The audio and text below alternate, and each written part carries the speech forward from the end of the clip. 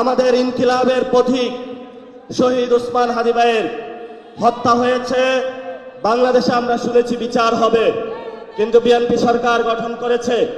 আমরা প্রধানমন্ত্রী তারেক রহমানকে অনুরোধ করব যে আপনি এই বিচার যে প্রক্রিয়া রয়েছে সেটা দ্রুত উদ্যোগ নিন। বাংলাদেশের সারা তরুণ সমাজ অপেক্ষায় আছে, আমরা রাজপথে নামতে প্রস্তুত আছি, কিন্তু আমরা আপনাদেরকে সময় দিচ্ছি। আপনারা বলেছিলেন ঈদের পরে আন্দোলন, ঈদের পরে আন্দোলন। আমরা এটা বলবো না যে ঈদের পরে আমরা নামবো। আমরা যেদিন নামবো সেদিন শহীদ ওসমান হাদি ভাইয়ের হত্যাকাণ্ডের বিচার বুঝে নিয়ে ইনশাআল্লাহ মাঠ থেকে বিদায় হব ইনশাআল্লাহ। আমাদেরকে বলা হয়েছিল আমাদের 3টা এজেন্ডা ছিল, সংস্কার, বিচার, আরেকটি হলো নির্বাচন।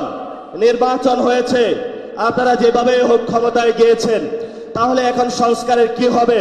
আমরা সবাই ভোট কেন্দ্রে গিয়েছিলাম, গণভোটে হাকে জয়যুক্ত করে বাংলাদেশের মানুষ দিয়েছিল। সংস্কারকে ব্যাহত করার প্রচেষ্টা চলছে।